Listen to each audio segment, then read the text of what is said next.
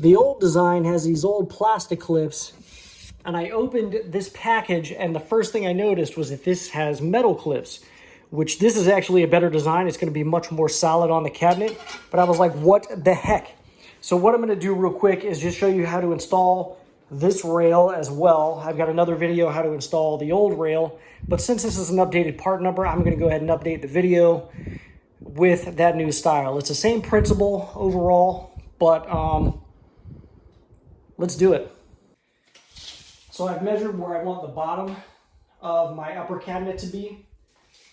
The cabinet is about 15¼ inches tall, but to the center point of the rail is about 1.5 inches from the top.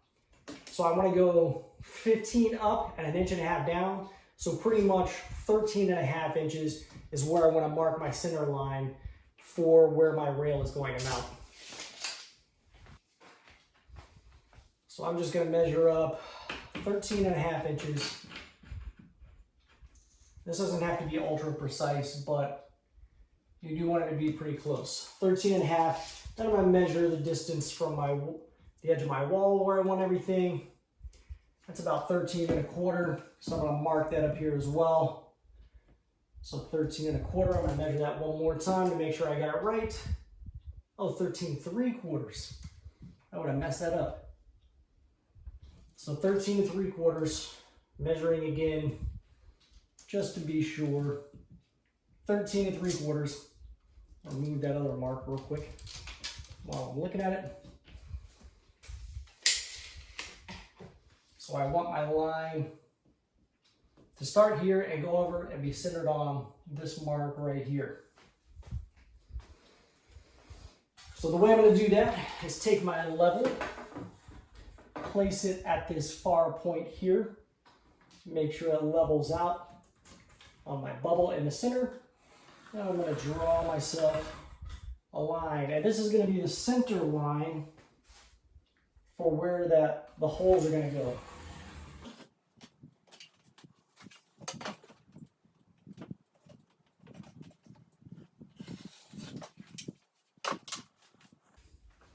Right, so the next thing I'm going to do is I have a stud finder here. I'm going to locate where my studs are along this center line.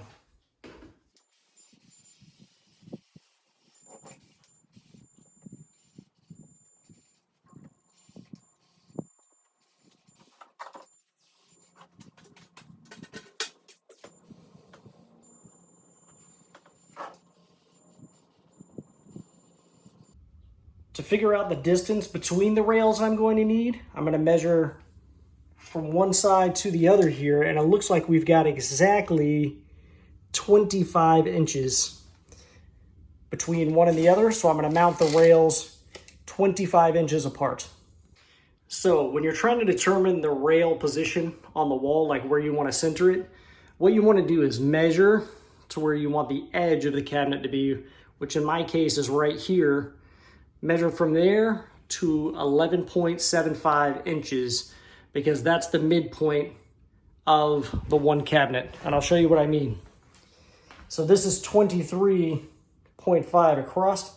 You want to get to that middle point, which is 11.75. That's where you want the rail to sit, is right in the middle, because it does actually have to have a little bit of room on either side, so you can't measure from one side. So I actually placed the rail in the wrong spot the first time. I'm going to have to slide it over a bit, but that's definitely what you want to do when measuring.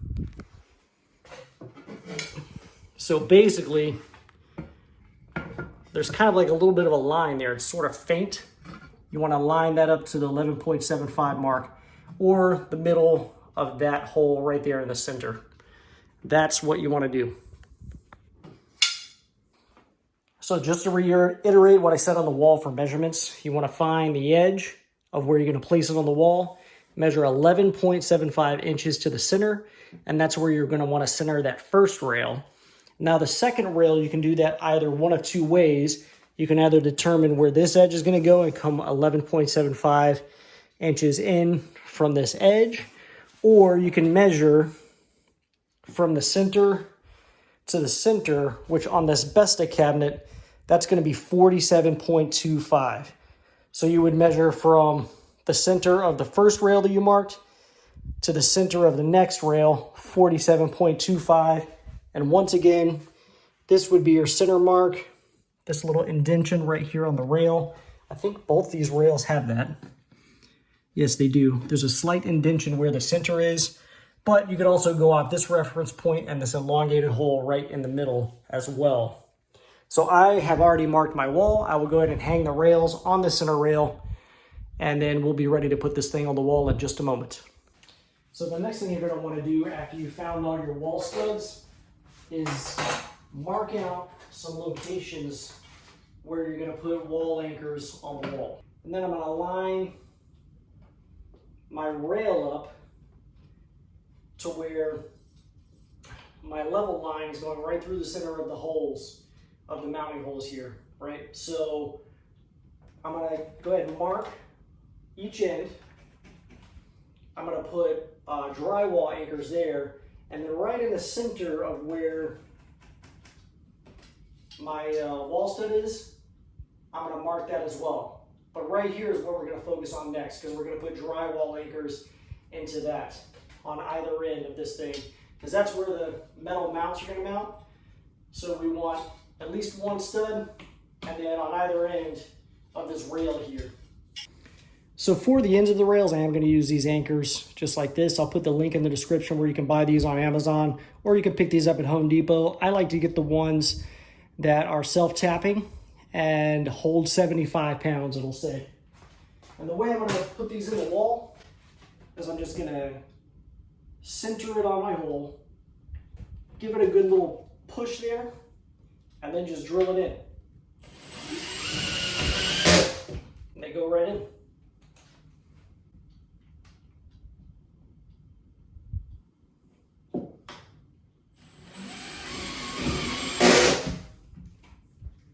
So I'm going to go ahead and mount the rail using the provided screws to go with those anchors. Also, one other thing, don't forget to put your little reinforcements on top of the screw head there. I forgot those at first. Also, had to come back and put those in.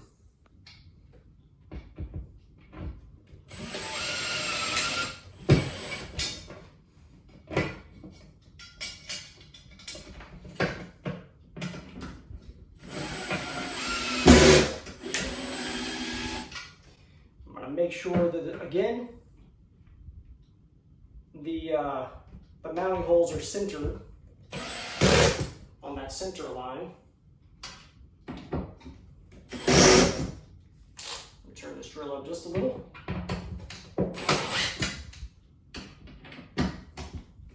Get those good and snug.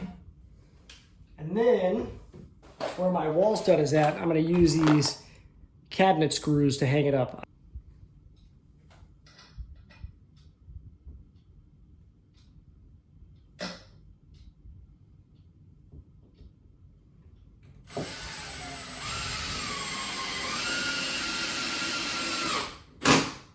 And there we go.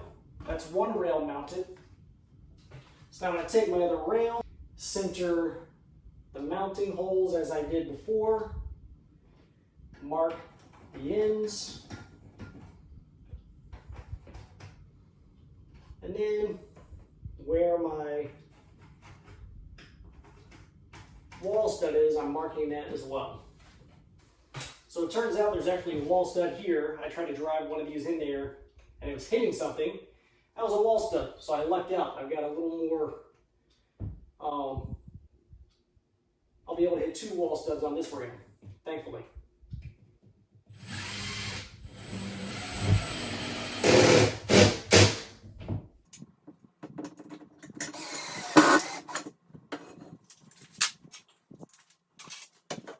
Go ahead and drive our cabinet screws over on this side.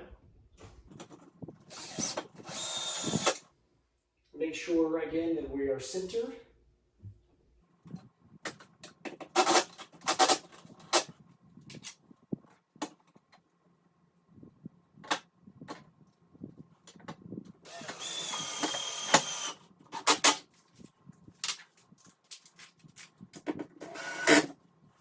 So another little quick tip about these Besta cabinets is if you take an 8mm Allen wrench, you can actually remove these little things that the feet go in and use them for other stuff. Like for example, you can take a Ace Hardware and find out what thread pitch they are, and you can use them to hold stuff together with wood, like with bolts, or you can put them in the bottoms of other tables and use the feet that came with the Besta or some other custom feet for the Besta. Any other IKEA feet will fit into these. But you can see there are 5 of them on this cabinet and 4 on the other one. So that's 9 of these things I'll be able to take off and use for something else. And if you want to, you can put some sort of plug or something in that, since that's going to be at the top of the cabinet. But I'm not going to worry about it. I'm just going to leave it open because that's just going to be on top and nobody's going to see it. And why bother? All right, now you're almost ready to hang this thing on the wall. What you're gonna do is take your little mounts here, and this part is gonna go up in the groove where this backing plate sits. You're gonna slide this over and get it to slide up into those holes. And get it to slide all the way up into where this tab is sitting the side of the box.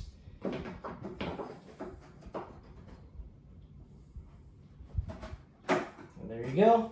And you're going to do the same thing where the other rail is going to go, and then you'll be ready to hang this on the wall.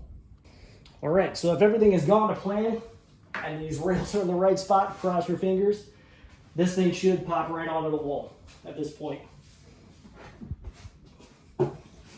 Might want a helper. 2-man lift would be a little bit easier than what I'm doing, but I've done it before and I know I can do it, so I'm rolling with it.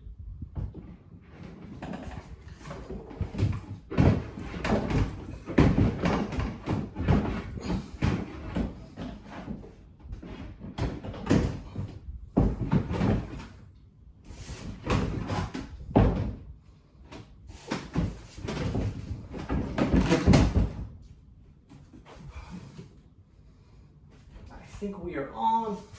And yes, I can see my screw holes are lining up. So we are good. So the last step, guys, is to make sure that you do put your little screws to hold the cabinet to the wall in place. But other than that, you are good to go. Everyone, if you enjoyed today's video, I would invite you to go ahead and hit the subscribe button down below right there on the right-hand corner. And if you felt that the products in today's video is something you might like to own yourself, there's a product link right up there to the right, upper right-hand corner, or down in the description will be a product link for you to purchase the product as well. Thank you very much for watching YouTube.